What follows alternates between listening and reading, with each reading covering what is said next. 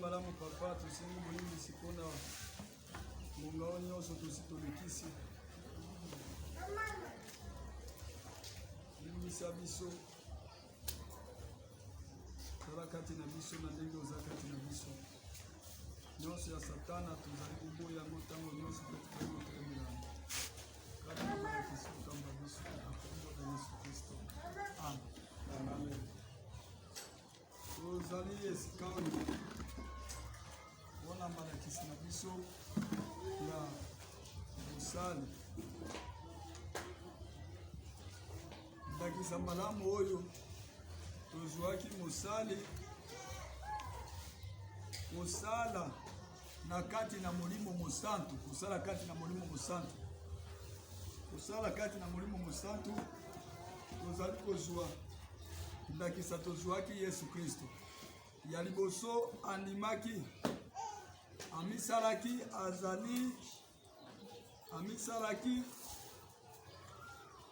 lolenge ya nkembo na ye azali na nkembo te kino akokaka akomaki tina kotosa toyeba koyekola epai na ye apesaki biso toli ya ndenge ya koyeba kosala ya mibale toye kozwa amibonzaki ya mibale ezali komibonza na nde biso tozali kozwa sikoyo lelo komibonza parce que tosukaki kaka na point ya liboso yango wana kasi tosukaki na point ya liboso sikoyo asalaki nini amibonzaki c'est-à-dire komibonza oyo ezali komipesa kujitoa swahili ezali koloba kujitoa. Jean chapitre na yango 19 verset na yango 17. Jean chapitre 19 verset 17. Après kotanga Jean okotia mosapi esika na Luc chapitre 23 verset na yango 28 pe ozongi lisusu esika na Jean wana lisusu na nde tokende kosukisa place wana amipesaki Yesu Kristo amipesaki. Mukanda ya Jean chapitre 19 verset 17. Jean 19 17 dans la françois. Jésus porta sa croix, arriva au lieu du crâne qui s'est nommé en hébreu Golgotha. Amen.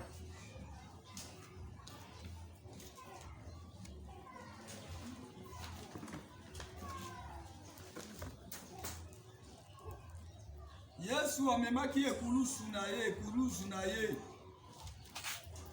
pe akendaki na yango esika oyo ya esika ebiengami Golgotha, likolo ya mutu. Yesu amipesaki alingaki te moto ya kosunga ye, amipesaki alingaki te moto ya kosunga ye. Luc chapitre 23 verset nango 28 pe ozwi lisusu Jean chapitre 3 verset nango 16. Tokeye nano na Luc 23 28. Jésus se tourna vers elle et dit: Fille de Jérusalem, ne pleurez pas sur moi, mais pleurez sur vous et sur vos enfants. Pona nini aboyaki basi ya Yerusaleme balelela ye te wete ayebaki mission na ye, ayebaki mission na ye. Moto ayebi mission na ye akoki kolinga te ba distraire ye. Moto ayebi mission na ye akoki kolinga te moto mususu abanda kolela ozolela nini nayebi ngai nayaki kwete mpona likambo oyo. Nde apesaki bango botema alendisi bango kwete amipesaki alendisi bango. Moto ya komipesa esengeli olendisa lendisa kwete omipesi bazolela yo mosali yango azangi meme mai ya komela lendisa bango te nkolo alingi kaka nazanga mai boye. Mosali yango vraiment azangi meme elamba ya kolata. Lendisa bango yebisa bango lobi Nzambe alingi kaka boye. Mais un jour nakolata kaka, un jour nakomela, un jour kaka nakozwa biloko na bozoluba. Zala na momesano yo mosali lendisaka, olendisaka. Ya misato Jean chapitre 3 verset 16. Na okozwa lisusu Jean chapitre 13 verset 12 à 17. Jean 3, 16. Car Dieu a tant aimé le monde, il a donné son Fils unique, afin que quiconque croit en lui ne périsse point, mais qu'il ait la vie éternelle. Amen. Tango Nzambe alingaki mokili, apesaki mwana na ye ya likili. Pona baoyo bakoyeba kondimela ye, bayeba kobikisama na ye. Eloko amipesaki esika oyo, ayebaki mission na ye. Mission na ye ezali kokufela mokili. Mission na ye ezali kobikisa. Mission na ye ezali kokangola. Mission na ye ezali kodétruire misala ya Satan. Yo mosali yeba mission na yo Nzambe atindeli yo kati na mosala. Yeba mission na yo ezali nini? Mission na yo ezali koteya. Mission na yo ezali kolendisa. Mission na yo ezali kosunga. Pe mosala na Nzambe eyeba kobikisa mapeke ni malamu. De mission na yo. Yamine, Jean chapitre 13 verset 12 à 17. Jean 13, 12 à 17. Après qu'il leur y lavait les pieds et qu'il y prit ses vêtements, il se remit à table et leur dit: comprenez-vous ce que je vous ai fait? Vous m'appelez Maître et Seigneur, et vous dites bien, car je le suis. Si donc je vous ai lavé les pieds, moi le Seigneur et le Maître, vous devez aussi vous laver les pieds les uns aux autres. Car je vous ai donné un exemple, afin que vous fassiez comme je vous ai fait.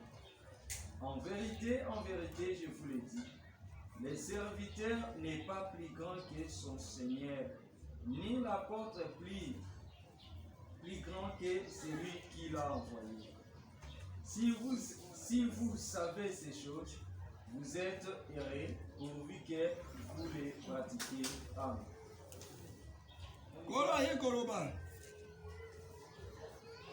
Azui bango asokoli bango makolo. Asokoli makolo na bango. Azui bilamba na ye. Pe afandi. Ayebisi bango boyebi likambo oyo ngai nasali. Boyebi yango.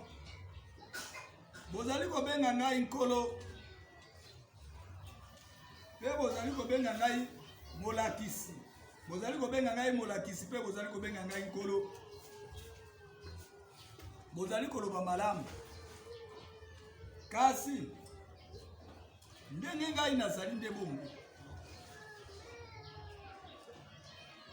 Soki ngai nkolo na bino pe maître na bino nasali yango nasokoli bino makolo. Esengeli bino na bino pe boyeba kosokola na nini? Makolo. Bosokola na makolo. Kwete ngai na pesi bino ningisa oyo babengi yango exemple. Na pesi bino exemple. Na pesi bino exemple. C'est-à-dire esika oyo Yesu ndenge amipesaki alakisaki pe bamususu lolenge ya kosala. Yo mosali esengeli lakisa pe bamususu lolenge ya kosala. Olakisa bango. Lolenge ya kosala esengeli olakisa. Basalaka boye te. Na tango ozolakisa ye ozali na maloba ya bolingo. Ozali kolakisa ye na maloba ya bolingo po ete ayeba pe asimba. Ezali ya kanda te. Ezali ya koseka moto te. Ezali ya koyeba siko kolola ye te. Lakisa. Yo mosali esengeli olakisa. komipesa ya Yesu. Biso pe tomipesa. Eloko ya misato kati na mosala Yesu asalaki. Azalaki ndakisa kielelezo. 1 Pierre chapitre 2 verset nango 21. Petelo, moko petelo. Moko petelo. Verset nango 2. Chapitre nango 2, pardon. Verset nango 21. 21. Moko petelo. 1 Pierre 2, 21. Et c'est à cela que vous avez été appelés, parce que Christ aussi a souffert pour vous, vous laissant un exemple, afin que vous suiviez ses traces. Amen.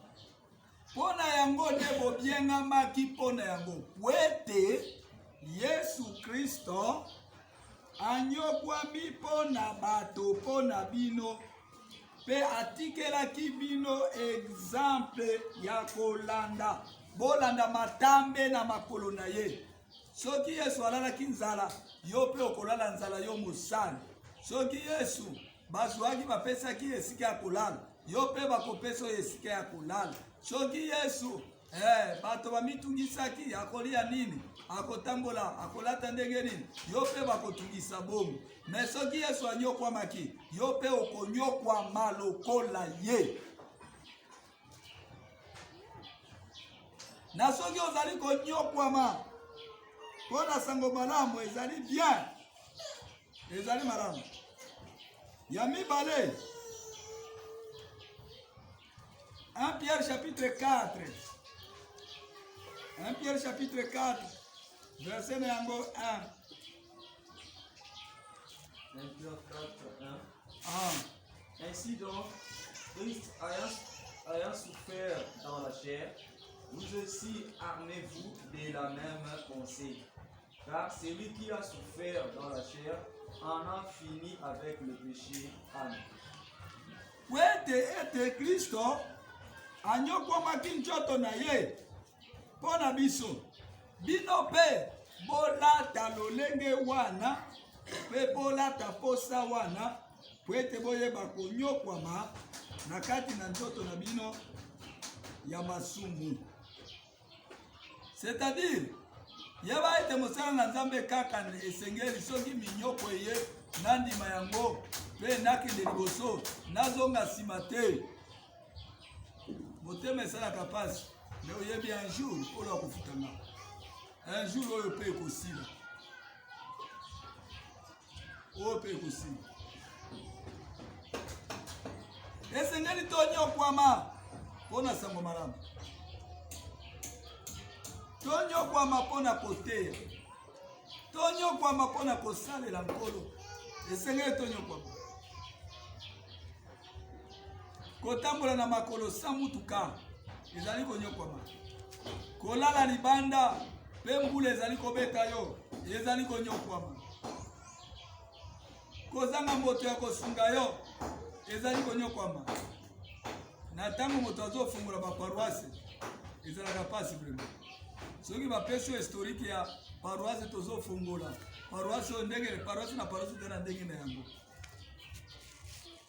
To banda awa boye ozokuta tozoganga kuna nzembo na biso tobande koyemba kaka bato ozo babande koyeba nguya nguya nguya nguya chaque jour nzembo wana nguya kino bato nyonso kuna babandi koyemba yango balobi butu ekomi nano te parce que pasteur ya nguya bandi nano koyemba te bango pe bazoyemba tango tozali koyemba bango pe bazoyemba kino bana baye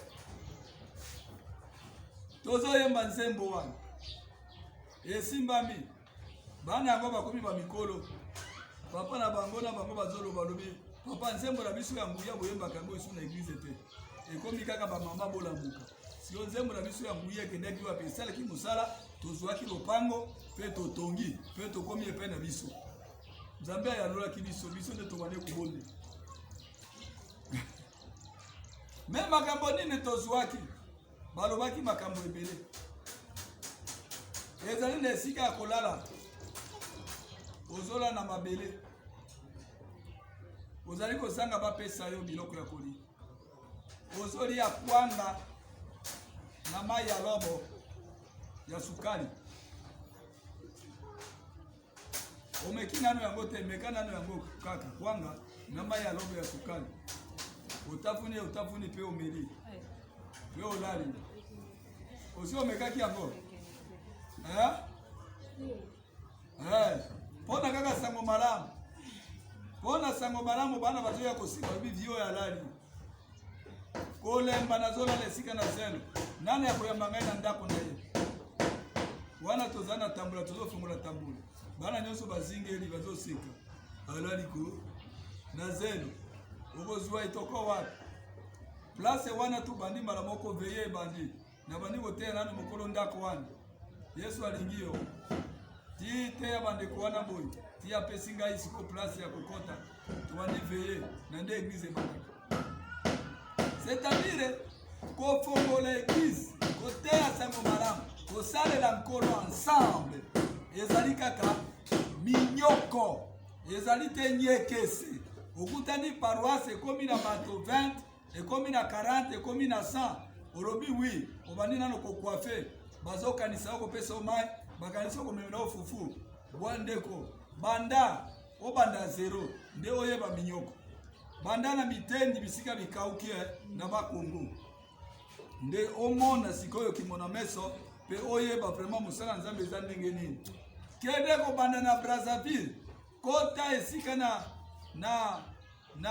nani kuna esika na plateau kuna bande ko bayebi yote banda kuna okolala na se ya nzete okolala na se ya nzete bambwa bakozala ba visiteur na baye koyebisa yo bonjour bangungi bakozala nde ba camarade baye kozwa yo 1/10 ou bien 1/5 ya nini ya makila banzinzi pe na moyi bakozala ba camarade na mbula wana kobanda kolela te Yesu azwaki yango yo pe okozwa yango nyokwama na njoto na yo pona sango malamu pona mosala na Nzambe awa batala kabiso te awa bandi mito yebi te mitu na bango soki eza nini eza mitu te ozoleka na parcours ya Yesu Kristo ozoleka na matambe ya makolo ya Yesu Kristo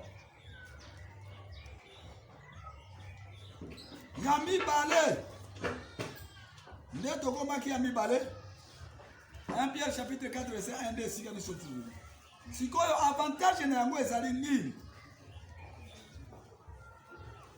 avantage ya konyokwama mpona sango malamu na njoto na yo okomona biloko nyonso ya mokili ezali pamba ozwa sabo malamu ozanga sabo malamu ozwa eloko ya kolia malamu ozanga eloko ya kolia malamu nyonso ozomona kaka ezali kaka malamu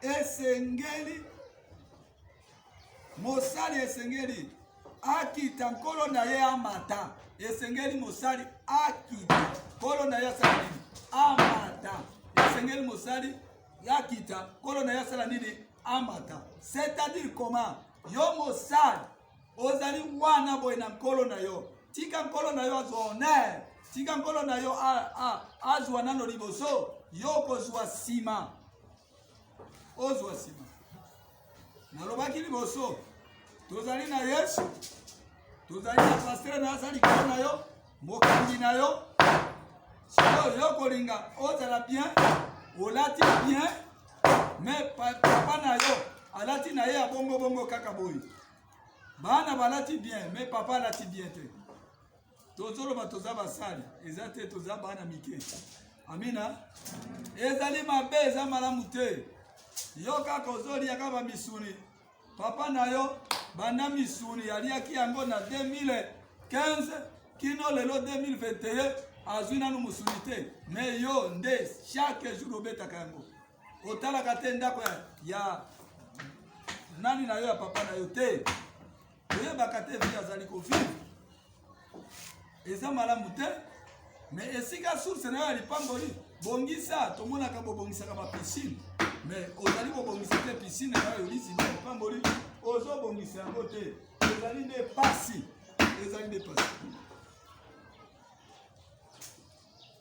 Alléluia. Amen. Awa mutuna ezali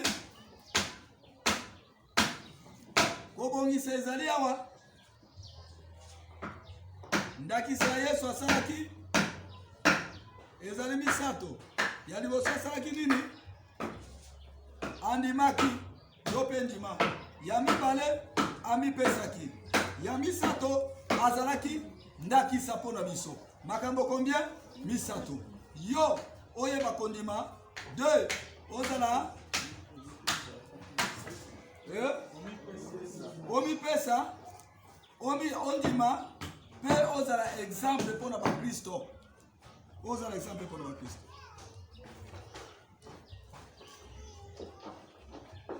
eloko biso tokende kosuka na yango ezali 3 pas de serviteur 3 pas de serviteur na 3 pas de serviteur yango tokozwa yango kati na Marc chapitre 8 verset yango 34 Malako chapitre 8 verset 34 Malako Marc 8 34 Puis ayant appelé la foule avec ses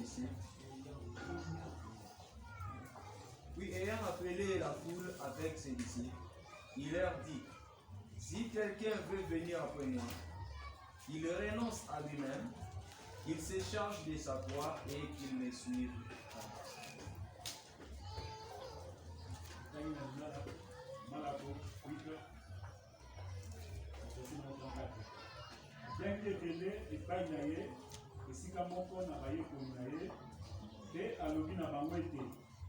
Soko moto alingi kobila ngai sika ete ani boya ye penza atombola ekulusu na ye pe abila ngai. 3 pas de serviteur ezali misato ya liboso komiboya yo moko ya mibale komema ekulusu la croix ya misato kolanda ezali 3 pas de serviteur tomona makambo yango misato ezali nini komiboya yo moko komiboya ezali nini komiboya ezali nini komiboya ezali kotika mokano na yo esalema me ozwi mokano ya Nzambe nde esalema kozwa mokano na yo okwesi otomboli mokano ya Nzambe nde esalami komiboya ezali kosala volonté ya Nzambe liboso pe ya yo nsima na ndenge ekomami na kati na Matthieu chapitre 6 verset nango 33 bien-aimé boluka nano bokonzi ya likolo ya liboso le reste ekoyeba kopesamela bino na ndenge ekomami na kati na mokanda ya Colossiens chapitre 1 verset 18 ye azali mutu ya makambo nyonso esengali biso totia ye mutu komiboya esengeli Yesu ozala liboso yo ya yo intere na yo nsima me lelo tozali na basali ebele bamiboyi nano te ngai nalataka te biloko nyonso ezokende epai ya papa mabonza nyonso kolatisa ye obandi kotanda na kotanda oyebi esika tata na yo abandelaki oyebi ndenge abanda komema ekuluzu oyebi ndenge abanda kolala na Getsemani oyebi ndenge satana ayaki komeka ye oyebi esika tata na yo ayokanaki na Nzambe Oyebi ba sacrifice asalaki. Oyebi ya likolo likolo. Pe oyoki na matoi. Mais o vivre yango. Ndo mona obi ezalaki facile te. Soki ngai bo vraiment na komi na papa bo eza facile te. Komi comparer te na papa na yo. Komi comparer na yete.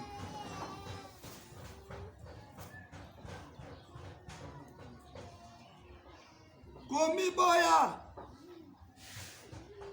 Tika intérêt na yo. Zwa intérêt ya Yesu Kristo. Zwa ba avantage ya Yesu Kristo. Toli epai na yo. Soki yo kokoka na yo te. Kotika ba intérêt na yo, ba avantage na yo, ba makambo na yo.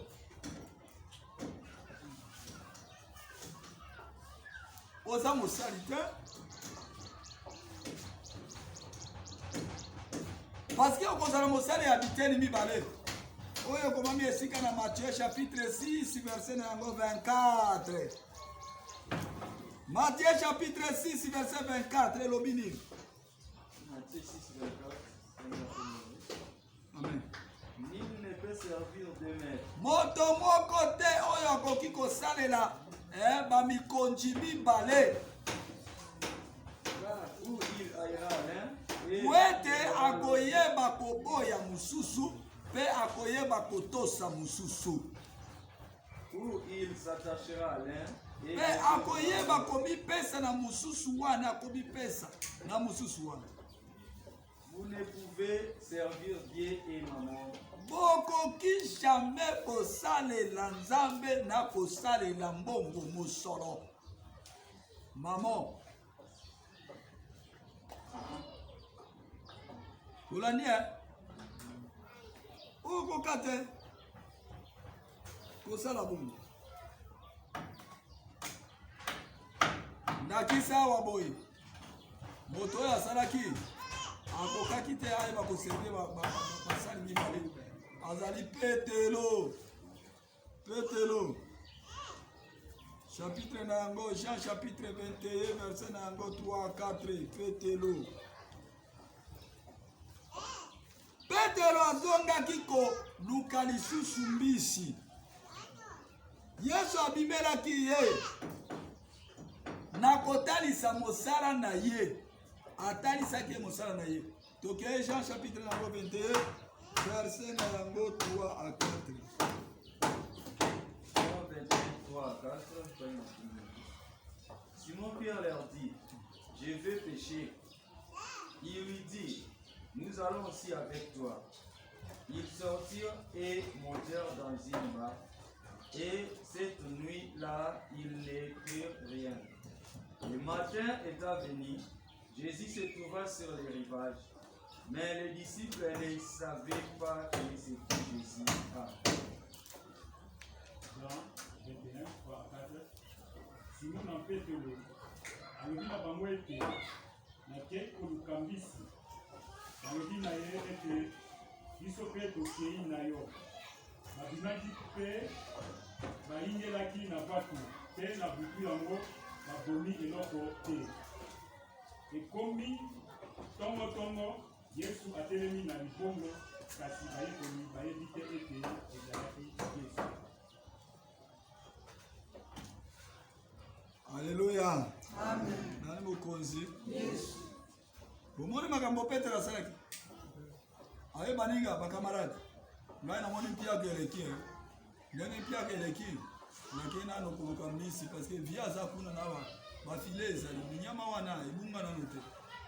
Na kuzoka ko ya bango pe na péché soki na zuni mbisi na tekie na kusomba savon na sombi pe na mafuta wana koyeba kusunga ngai na kati ya mosala. Ah bien papa, yo zi vision ya marambo ngai pe nazolanda yo, oyo pe na ngai pe. Bien, bino bona ninga sabatoki. Basali peshe mutumbo limba. Bazui nano te meme mbisi oyo eliaka zelo. Bazui ya moto. C'est-à-dire que mbisi mwa mike baliaka zelo boy. Bazui ya moto. Babali ko sokola tile ya bato, to sokola poete to zonga. kolo atali bango nesika atikaki bango baza te bapetio bakewa bazongi kaka kuna Yesu ye moko akei abimeli bango. Jean alobi Simon Petero kolo aye Petero azalaki ndenge nini? Petero ayebaki peshe ya butu na place wana na mai wana kwete obima oboma yango esengeli ozana na bonkoko. Bonkoko sadire zala na ilamba te mutakala ndenge obotamaki okoboma mbisi. Sikoyo ye Petero asi alongwe Yesu asi alongoli na kati na bonkoko. Mais lisusu azongi esi bonkoko yango. Mbisi baboyi ye balobi yo ozalaka na famille na biso te.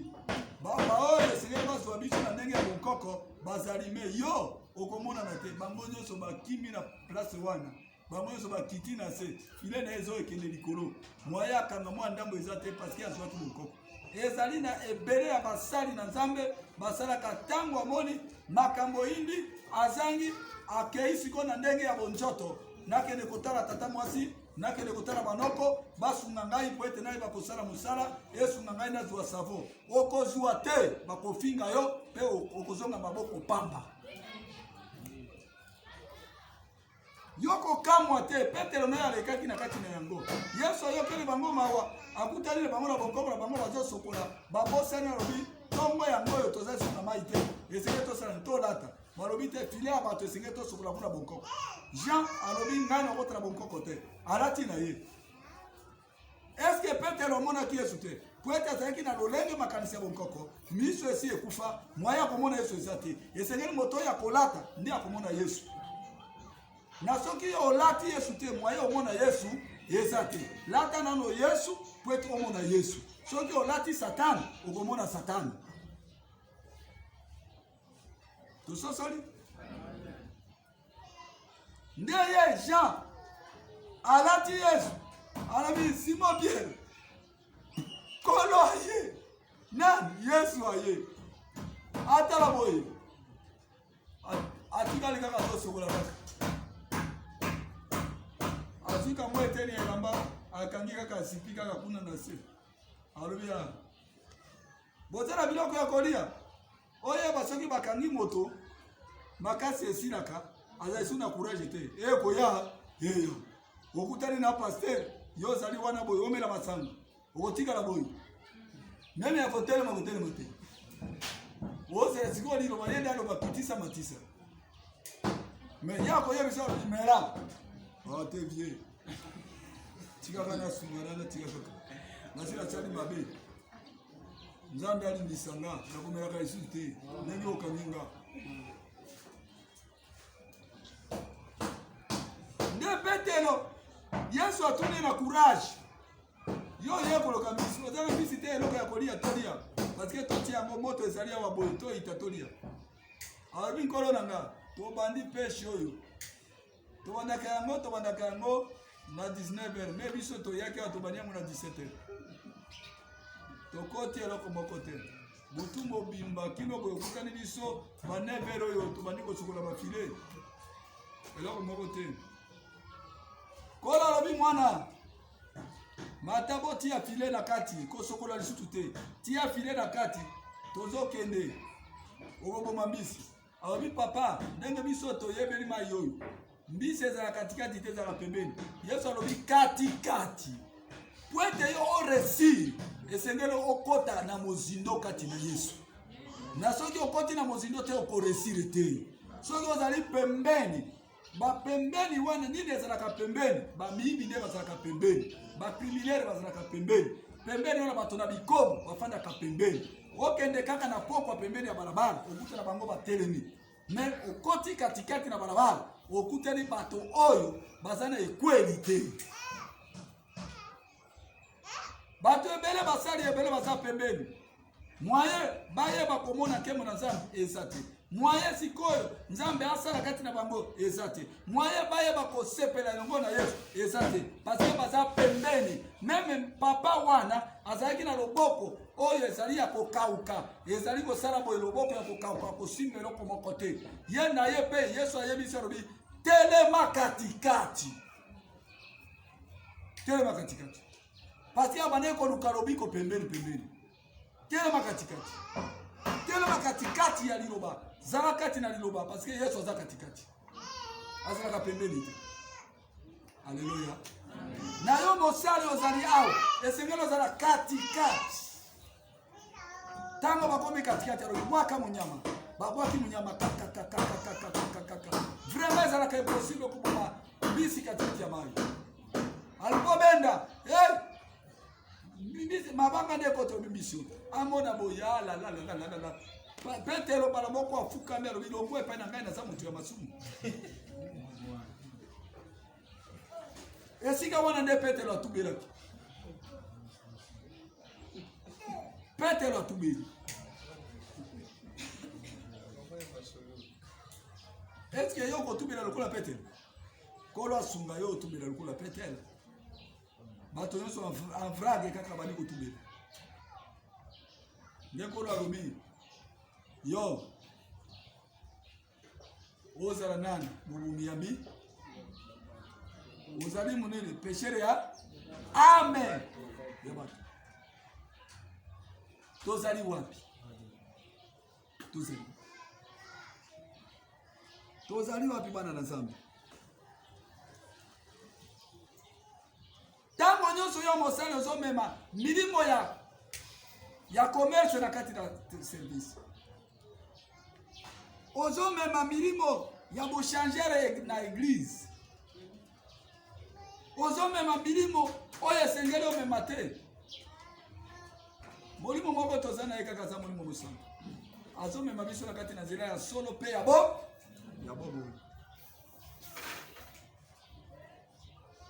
sikoyo devoir ya komiboya ezali nini? Devoir ya komiboya ezali nini? Devoir ya komiboya ezana kati na Matthieu chapitre 10 verset nango 34 osuki na 39.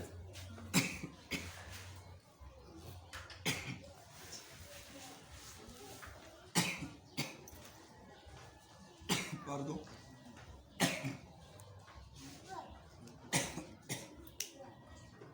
Matthieu chapitre 10 verset 34 à 39. Matthieu 10, 34 à 39. Ne croyez pas que je sois venu apporter la paix sur la terre. Je ne suis pas venu apporter la paix, mais le paix. Car je suis venu mettre la division entre l'homme et son père, entre la fille et sa mère, entre la belle-fille et sa belle-mère. Et l'homme aura pour ennemi les gens de sa maison. Celui qui aime son père ou sa mère plus que moi n'est pas digne de moi. Et celui qui aime son fils ou sa fille plus que moi n'est pas digne de moi. Celui qui ne prend pas sa croix et ne me suit pas n'est pas digne de moi. Celui qui conservera sa vie la perdra. Et celui qui perdra sa vie à cause de moi la trouvera. Amen.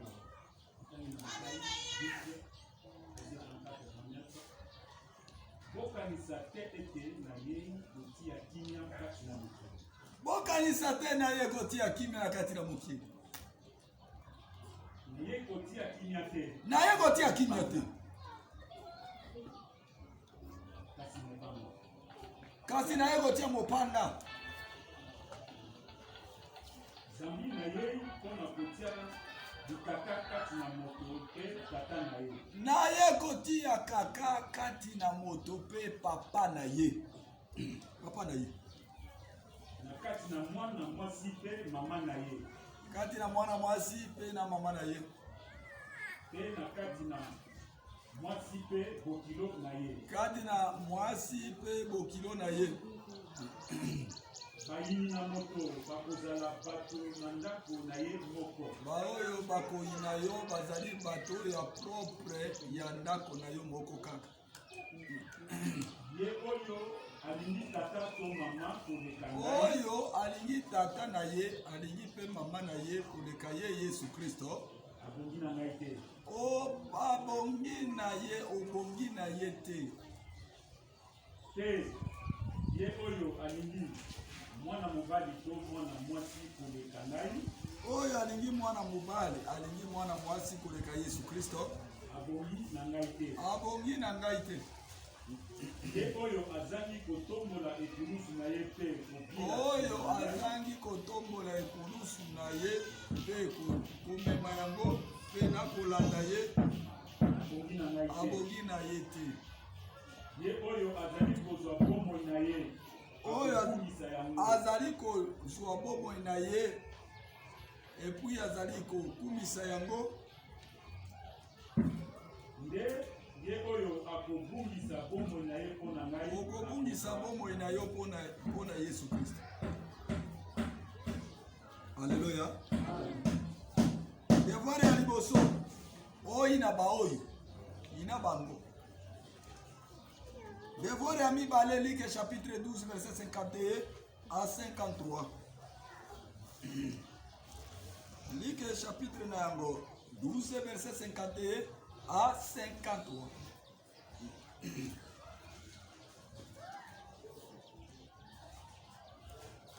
Luc 12, 51, 53. Pensez-vous que je sois venu apporter la paix sur la terre?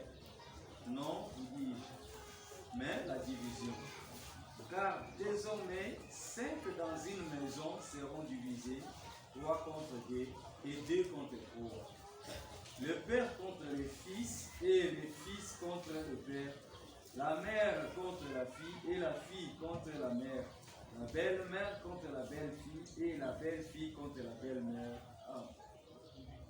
bokanisi ete na ye kopesa kimia na se bokanisi bino bokanisi pe bokanisi ete ngai na ye kopesa kimia awa na se nalobi na bino ete te nayebisi na bino te na ye kopesa na bino kimia te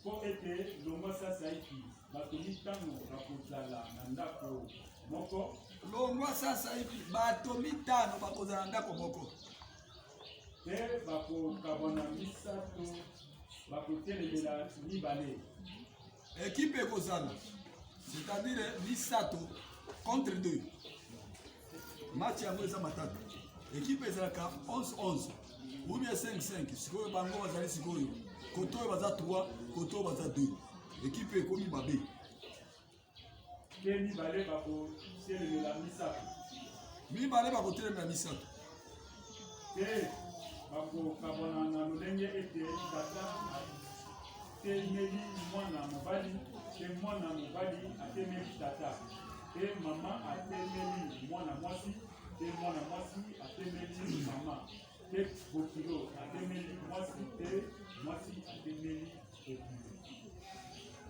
Alléluia. bakokabwana bokilo na mobali na ye bakeye ekipe moko mpe mwana na mwasi na ye na bana na ye ekipe mosusu bazotelemela yo boye te okende kuna te makambo wana kosambela wana te c'est-à-dire devoir ezali epai na yo bokokabwana na baoyo liboso ya misato Luc chapitre 14 verset 26.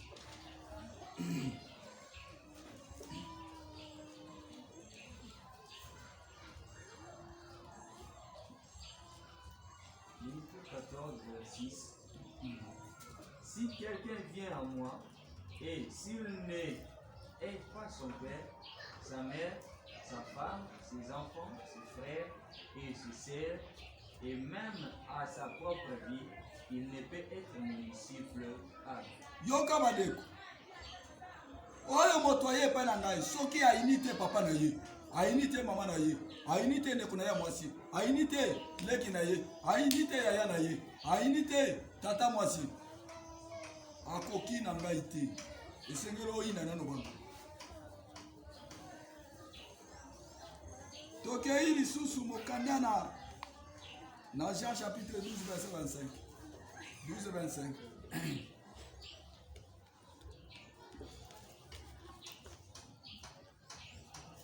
Landa yo mosali landa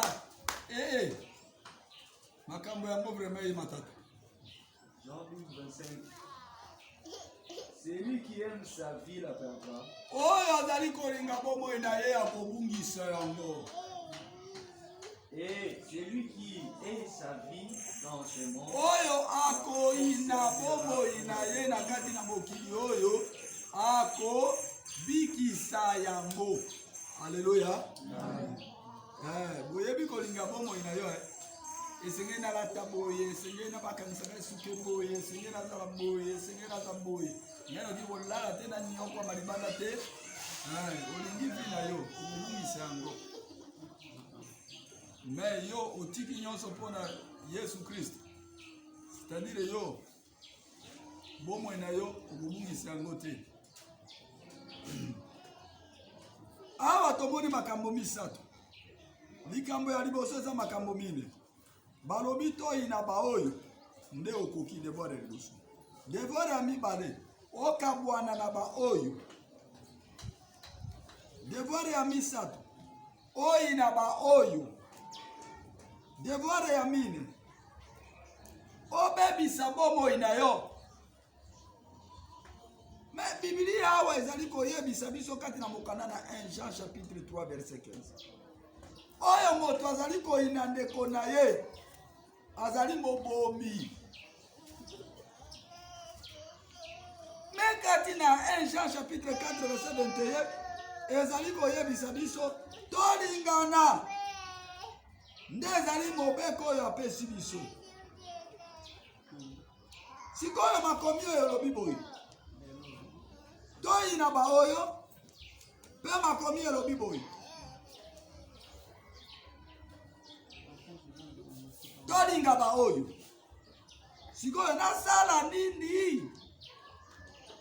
Napona nini?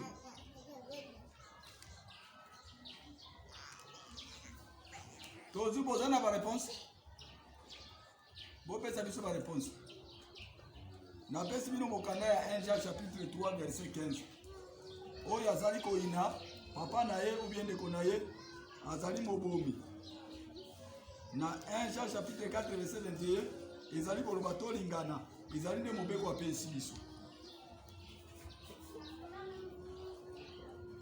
Ako ya la place wana na côté ya koyina alobi koyina po toza na deux sortes ya libota.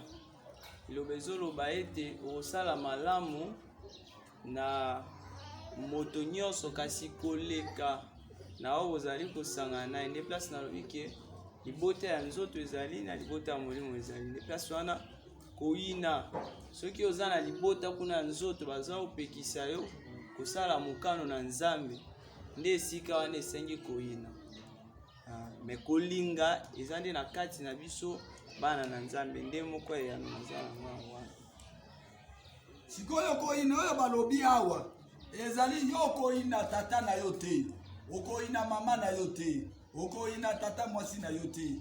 Me maloba na bango nde okoyina. Me bango bato te. Okoboya yango tango boya yango oyini yango. Oyini bango. Tolandi maloba na bango nde okoboya. Maloba na bango nde okoyeba kotelemi. Esengeli oyeba nde kumulingami. Komiboya ezali kondima likama nyonso. Likama nyonso oyo ekobimela yo mpona kosala mosala na Nzambe.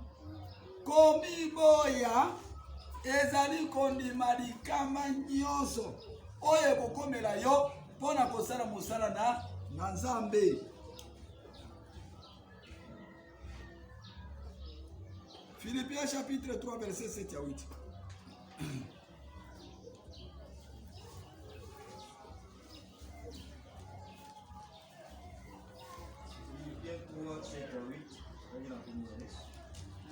Mais ces choses qui étaient pour moi des gains, je les ai regardées comme une perte à cause de Christ. Et même je regarde toutes choses comme une perte à cause de l'excellence et la connaissance de Jésus-Christ, mon Seigneur, pour lequel j'ai renoncé à tout et je les regarde comme de la boue, afin de gagner Christ. Amina.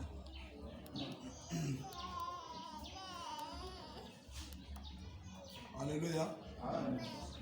Oyo nyonso namonaki yango ezali pamba mpona nazwa nani? Kristo. Namonaki yango pamba po ete nazwa nani? Kristo. Oyo ezalaki litomba epai na ngai namoni yango ezali ya pamba. Na oyo sikoyo na bale komona litomba te nde komi na litomba. Bomie nayeba kuumela na kati na kufa na kati na ndako na Nzambe, ulie na umela kufa na kati na biloko ya mokili. Amina. Yasuka esengeli oyeba kosala ndeko na ngai. Hébreux chapitre 11 24 à 27. Hébreux chapitre 11 verset 24 à 27.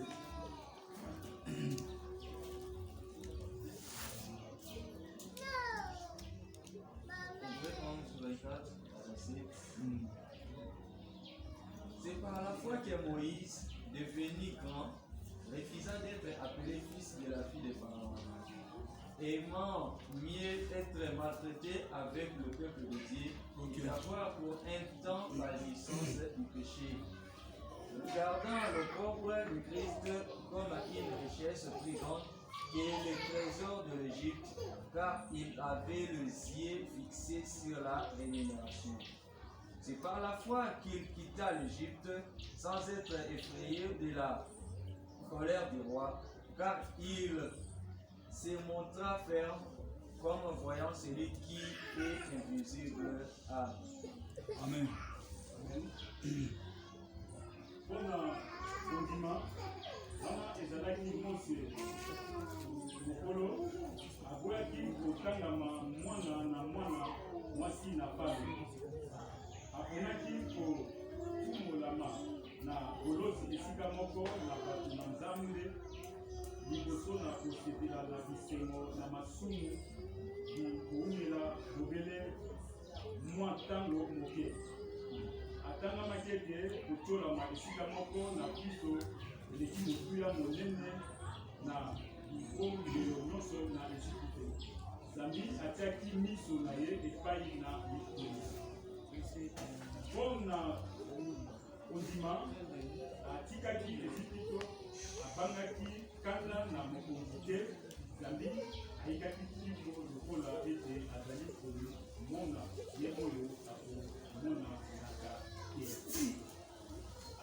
Moïse aboyaki komisepelisa na biloko ya Ejipito. Obianga makaka ye wana boye azali koko mwana na ngai. Amonaki ozali ya mutu ya vomi na nyokwama elongo na bana na Nzambe ezali ya mutu ya parce que un jour na kozwa lifuti. Animaki anyokwama mpona mosala na Nzambe. Bien-aimé ndima konyokwama mpona mosala na Nzambe.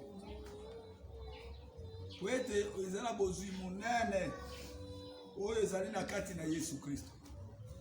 Soki okondima yo mosala konyokwama mpona mosala na Nzambe ezala lifuti munene. Tika ete nkolo ayeba kopambola moko na moko na biso.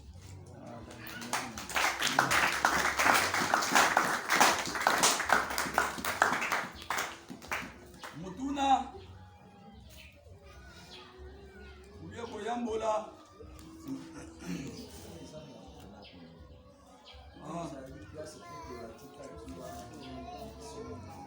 atikaki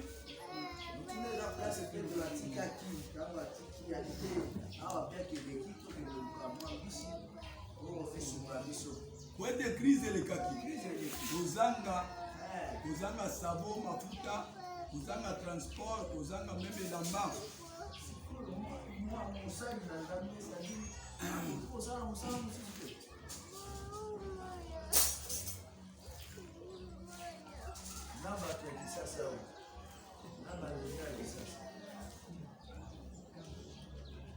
Sali mosala na bitu kama na experience moiti ko na moiti ozwana ata meme ata ngono papa zwa oyo futela bana minerva to sombela bana ata kai na tangwa ya bana bazoka la classe ozwa ata meme ata ok tata ipapa oyo ata saki moko ozwi c'est-à-dire bana basali na ntangi bonayebi te kotu wana eza ndenge nini soki otali soko soso éducation wana ezokuma nde bezaki ezosengaka kotalela yesu donc okedevie te okelosala eloko.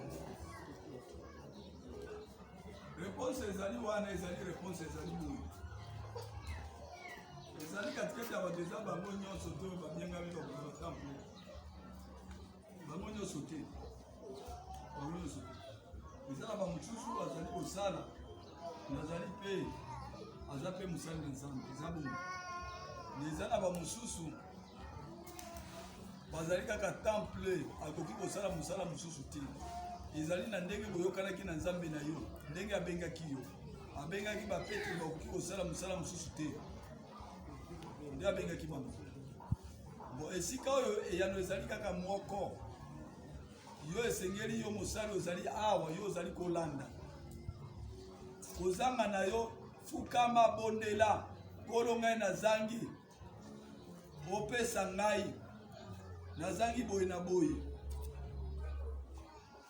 aoki kopesa yo obi ayebisi alobi kende kosala mosala songolo lokola ndenge Petero atunaki ayebisaki alobi bazosenga biso mpako biso bambuta mutu mibale awa tozali ngai na yo Yesu alobi Petero kende esika na mai mbisi oyo kobimisa ya liboso fongola yango monoko okozwa mbongo wana okofuta mpako ya yo pene ya ngai.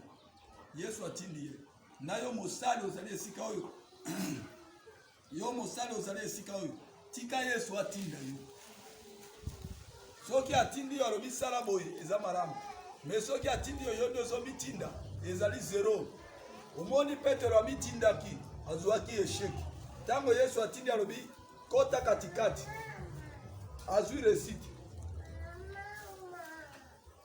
bazwaki mbongo ebele bambisi ebele mpe mbongo ebele nayebi na mokuse ezali nde bongo kende nano ozala kati na mosala okende nano papa nakoki kosala akoyebisa alobi wi sala nakosala nini sala mosala songolo mpe osali yango mais oyeba korespecte temps ya nzambe eza ta ya nzambe ya yo ezali ya yo nde eza bongo lobanga yango lelo ekomibimisa tomona na batelevizion bato bakomi na makambo ya masumu eza lisusu te ekomi kotoa amoni moya kosala mosala na nzambe eza te moya kosala mosala maboko eza te ekomi sikoyo elaka kende poto papa okende poto me oyeba sekele ya poto bato ebele makambo ezotikala na nzela akomi nano poto likambo etikali c'est-à-dire ezali na demo moko azala kati na nani na oseya azala kati na mer avant ya kokatisa kuna likolo kuna abendaka bao nyonso baza na oyo azokende na evanjile na ye abendi likambo to okoma poto verse ozoyeba lisusu te obandi koluka kokombola balabala obandi koluka place ya kozwa kokata bafulere oyekoli te mbala moko bible osungoli yango kuna parce que demo wana abenda mais soki okei poto mpona sango malamu mpona mokano na nzambe okoyesi parce que yo okobondela nano ozwi nano bokonzi likolo na demo wana abendaka makambo ya bato siko nalobi yango na sanse wana te nalobi yango na sanse ke basali na nzambe akomi sikoyo na kote ya olia te ya lisumu akomi kotalisa bato sikoyo keno yo yaka epai na ngai osala kobondela nzambe okende poto ozwa misala osala boye epui bati sikoyo mwa mota moko po bato ya alona yo kosala yango te yo kosala yango te parce que oyebi moto abengaki yo aza moto te aza nzambe nde abengi yo soki obandi kosala lokota po ete ozwa okobeta kanon naza na pastere moko alobi ngai naza na kanzaka te nakende na libongo bato baza ebele mokolo ya lelo na libongo apupuli biblia na ye akei kuna atei sango malamu esengeli boreconnaitre mosali na nzambe aza double honneur soki akomi na kati na mabele ya bino ya libongo awa bokopambwama nazoteya bino sango ya koleisa mosali na nzambe azwaki meme etende ya likayamo te azongi kuna alobi nzambe olobaki moto akobikela na kati na koteya sango malamu ngai na te po ete nazwaka nzaka nazwi yango te libaku Amina okende isute. Okenda bapose ya mabe. Nazo wakanzaka. Pose ya mabe te. Amina. Yenza mbea sana na surprise. Ya sana ba surprise. Uzotea sango ya nini?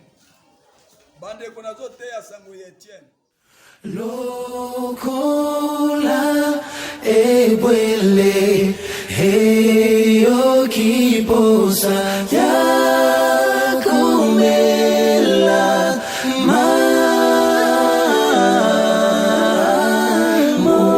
molimo nanga heyo kiposa mone enena Nzambe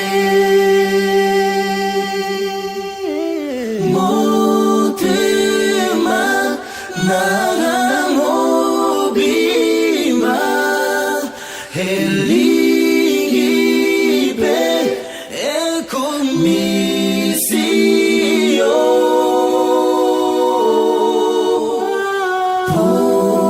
ponanai yozali makasi pepo mbelo solo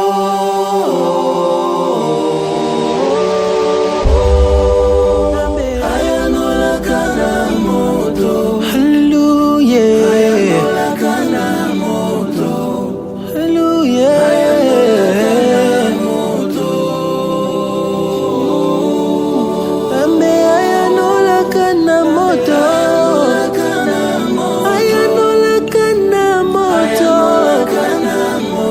Yahweh ayanola na moto Awe nanga Papa opa sola lola Yahweh pasola lola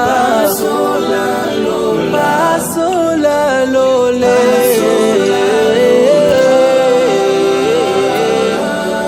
Lelo tomo nangemo Bana bamona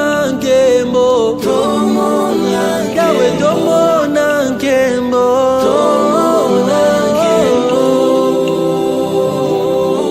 Kolo sembola loboko Yesu tomona loboko na yo Yahweh na vinanga loboko Yahweh Nzambe ya bajenu nanga chambre kosambela Yahweh ngomba bajenu bajenu nanga liboso ya ngwende Yahweh na ye na bajenu nanga yo nazana mosusu te bajenu nanga yo yanga na yo moto ayeba te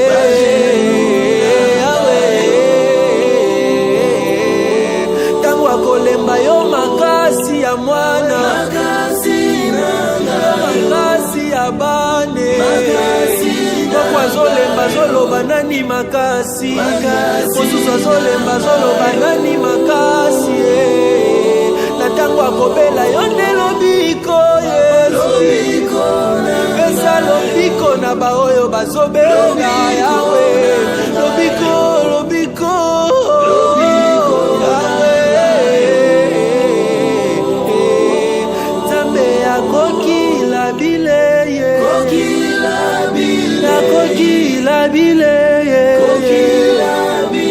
Kokila bileye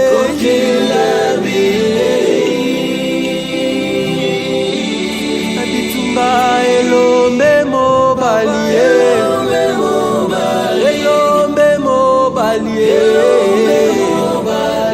nzambalole